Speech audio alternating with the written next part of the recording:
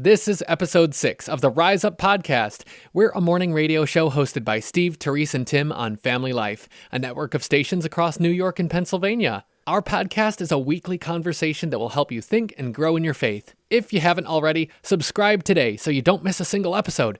And find out more about our show at familylife.org. We hope the rest of your day is just as much fun as this. You're listening to Rise Up on Family Life.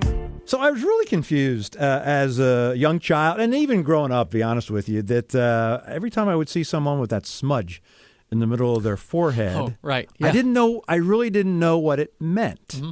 And sometimes I know a little bit more now, but every time Ash Wednesday rolls around, now, I know why they have it, it was still, I've never been involved. I never did anything for Ash Wednesday or Lent, so I kind of felt like, am I not being spiritual enough if I don't do things? It's a question, that I still kind of ask myself. Right. I've never had that actual ash put on my forehead there, though. I know what you're talking about, Steve, the experience of, do they know they have something on their forehead? Mm-hmm. And then finding out what it's really for. But from a younger age, we did practice Lent in my family, not like as a strict, hard and fast rule. It was kind of just following an example. It was something my mom did. She talked about it, and we wanted to know what that was like. So my brothers and I did participate when we were younger, but it was never a formal religious kind of experience for us. I think Lent is kind of like Advent in that it's not in the Bible per se, like there's not an outline of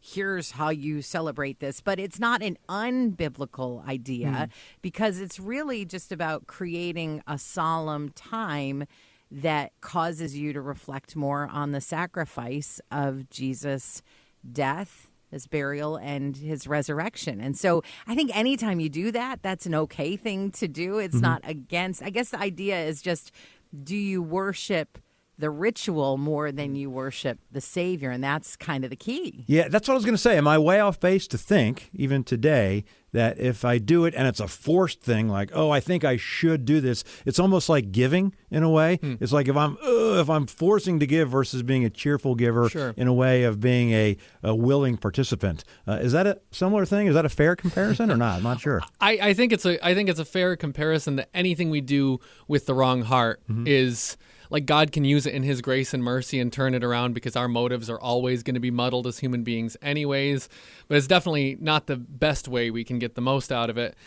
I think we can do Lent right. I think we can do it wrong. An experience of when I probably did it a silly way. I don't know that this was wrong per se, but it was counterproductive. I gave up caffeinated beverages one year for Lent. Okay. And then I just took caffeine pills with my herbal tea. See? Okay. So it kind of undid the purpose there. Right. It's like, okay, was the heart in the right place? It's like, all right, Lord, I'm giving this thing up and I'm getting it over here anyways. You can miss the point. You can miss the point by giving something up just to give it up. But what are you really learning from that? And I think that's what people do that are choosing to give something up for Lent. It's not saying that this is a bad thing, so I'm cutting it out of my life. You might be doing that. There's no bad time to choose to quit something that's unhealthy for you. But I think it's important to remember that when we decide to make a fast out of something in Lent, it's choosing to give up something that's perfectly good, but doing it for what you can learn in that experience. It's voluntarily offering something to God, Steve. And I think that's where the heart comes in. It's like if you're doing it for the purpose of saying, okay, Lord, I know that this is a good thing you've created, but I'm choosing to forego it for a time to try to learn and prepare my heart in a certain way for a special reason. I think that's where we're going to get the most out of it. It almost seems like the Sunday school answer, but it always is a matter of the heart with God. Right. So, and Sunday school answers are Sunday school answers for a reason. Yes, you learn some good things in Sunday school. Exactly. And what if you didn't give something up, but what if you added something? Could we add things to our lives to keep in the spirit of Lent? Could you add more Bible reading? I'm doing a special Lent devotional. It's 40 days long, and I believe that's to kind of mirror Jesus' 40 days in the desert. But if you look at the time from Ash Wednesday to Easter, it's not 40 days because the Sabbath when we go to church and worship and things, is kind of to take that day. And so there's 40 non-Sabbath days between Ash Wednesday and Easter, from what I understand. So could you add more Bible reading or a special devotional? Could you add more prayer?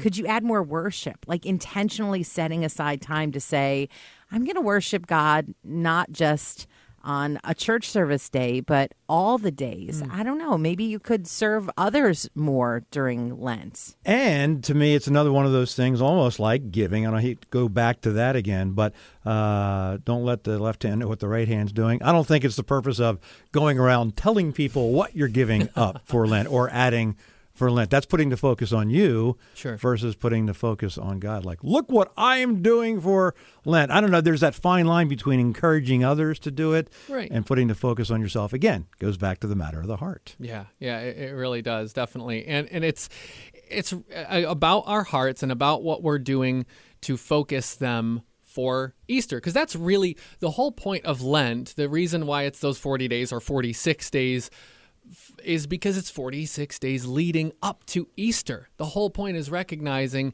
hey, this day is a big deal for our faith. And it's whatever we can do that's getting our hearts in such a posture that when that day arrives where we're celebrating Christ's resurrection, our hearts are in the best possible place they can be to make that, well, what it really should be is such a huge day for our salvation. The idea of voluntary participation we touched on some at the beginning, and I think that's such a key to this because it's a picture of our relationship with Christ. No one can be forced into accepting Christ. If you've been forced into it, then it's not genuine, and then you don't actually have salvation. And I think this is where churches have to be careful with how they pass down these kind of human-created rituals. That if you're doing it out of obligation or because the church says to,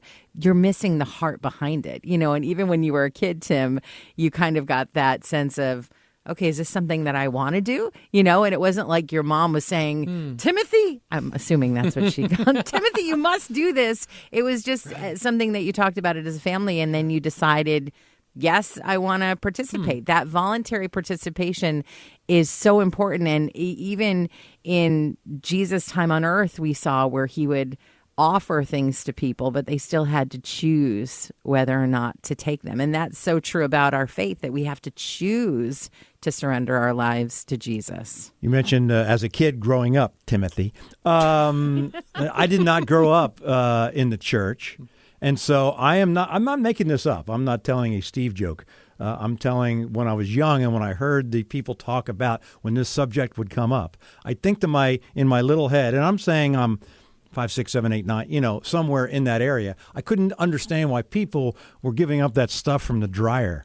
That stuff that comes up when the you thought it was lint. I thought, it's like, why are they giving up lint? It didn't make any sense to me at the time. Who wants to keep it anyway? That's right. Now we go to dryer sheets for different things. But anyway, I'm just telling you a true story of my childhood, and some people just never grow up, I guess. You might choose to give up some of those stories. Yeah. Next time I will. Next year, this time I will not tell that story. I'm giving that up forever. Are you ready to face the day? No? That's okay. You can hang out with us until you're ready. This is Rise Up on Family Life. It's Peanut Month now. It's finally here. I adore peanut butter. It's a close friend of mine. Over the years, it's always there. And you have that theory about peanut butter. That That's if you right. like My a food theory, yes. If you like a food, take any food you like, and you add peanut butter to it, that food, it'll still taste good. So that's my theory. I ascribe to that, Steve. I am with you on that. Okay. Well, peanut butter I love. Oh, man. Well, do you love it enough to have composed something for it? I know you have. You're a bit of a haiku-ist yourself. You compose them for things that you appreciate in life. I would be surprised if there weren't one for peanut butter today. I've never been described as a haikuist, but I think... Has anyone? Does the word exist? I'm not sure it does now, and I like it. Okay, I will do a haiku in honor of Peanut Month, for peanut butter in particular, but you can't do a haiku with peanut butter without having... peanut butter in your mouth. Oh, peanut butter. Oh, boy. Here we go. 5 syllables, 7 syllables, 5 syllables. Here we go. everything your mom said not to do. The roof of my mouth. Oh, it sure tastes like heaven. Love peanut butter. There it is, our haikuist, Steve Smith. That'll preach. Happy Peanut Month.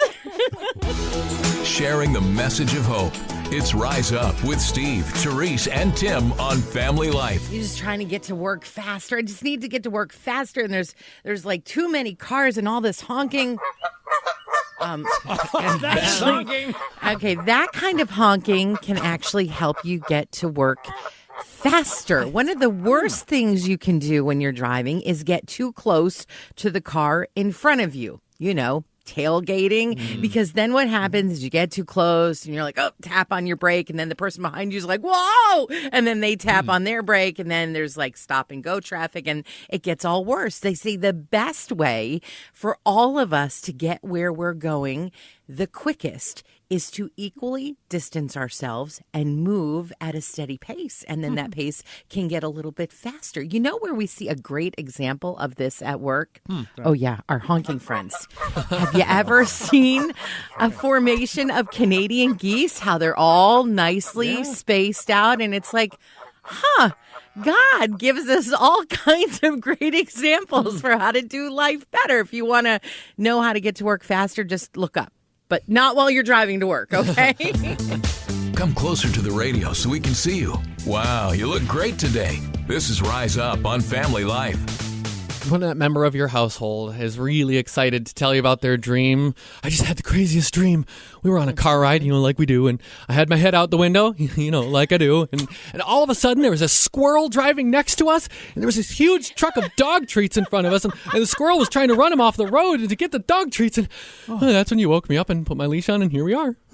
Well, maybe they'd say that if they could talk. We just learned they can't read. Pets it'd be nice if they could, but they can't talk. They can't tell us what they're dreaming about, but research shows it actually could be a pretty familiar picture. So image of brain activity for lab rats shows that they are dreaming at night about the very same mazes that they were running through earlier in the day for testing. It's the same parts of their brain. They're dreaming about the same thing they were doing earlier that day. So for your pet, your dog, your cat, it's very likely they might have dreams about those ordinary, familiar activities like going on car rides or reading the poster that said that they were a missing cat. But they also enter a deeper sleep, just like we do when we have those more bizarre dreams and we can't see what's going on there. So, giant squirrels, endless buffets of treats, maybe? Something reminds me. I can't believe you brought this up. What? Because last night, I had this dream. This is crazy. But a squirrel in a convertible? No, it was crazy. That I was on the radio. with you wouldn't believe it. No. Anyone else wish morning started just a little later? Yeah, we get that. It's Rise Up with Steve, Terese, and Tim on Family Life. Okay, maybe it's just dinner and a movie, or maybe you're going to get coffee. The first date, is it really that exciting? Well, maybe. They've studied heart rates of people on a first date. Right. It equals about what your heart rate does when you jump out of an airplane. Oh, wow. Isn't that crazy? And then there are times where you go on a first date and you wish that you had chosen to jump out of an airplane instead. Today is going to be great. We just know it. This is Rise Up with Steve, Terese, and Tim on Family Life. Do not believe everything you read. Study to show yourself approved. I just saw this, and so I'm not gonna believe it. I'm gonna put it to the test here. Okay. This headline: Pets can boost your brain power. Let's go around the room here. Okay. Tim, this is brain power. If you have a pet, better brain power. Tim, do you have a pet? Oh, yeah, I do. Huh. Okay. Terese, do you have a pet? Well, Tim has one dog. I have 2 dogs. Oh, maybe it's exponential kind of thing. So, Steve, do you have a pet? Pets can boost your brain power. Yeah. No. No, I don't. Science. Look at that. Steve, let me rephrase the don't believe everything you read. Just believe some of the things you read. As refreshing as that first sip of coffee in the morning, This is Rise Up with Steve, Terese, and Tim on Family Life. Okay, it's no secret that sports ball isn't my thing. Not Right. exactly my thing, not generally into the sports. But there's a few ones I like the participatory ones you do at family gathering things and whatnot, like volleyball. I like volleyball. A lot of fun. I might not be the best at it, but I enjoy it. Sometimes this thing happens that, well, it's kind of a metaphor for other areas of life. You just call it volleyballing it. It's when you're playing the game, and the ball's coming down, and do you go for it? I go for it. You go for it. I go, and then boom. You got to call it. Okay, so you know how to do the sports ball. I don't. So the ball lands wouldn't between go that me. far. The ball lands between me and the other person. We didn't communicate, didn't figure out whose job this was. Maybe we both went for it. It was just a train wreck. It didn't work out. There are some jobs that are better with just one person. Some jobs that God wants to do, he doesn't want you trying to volleyball it for him. He's already called it. It's not your job to change a heart today. It's not your job to know everything today. It's definitely not your job to control everything today. God already called this one. Let him have it. Whatever happens today, know that God's got it. You're listening to Rise Up on Family Life.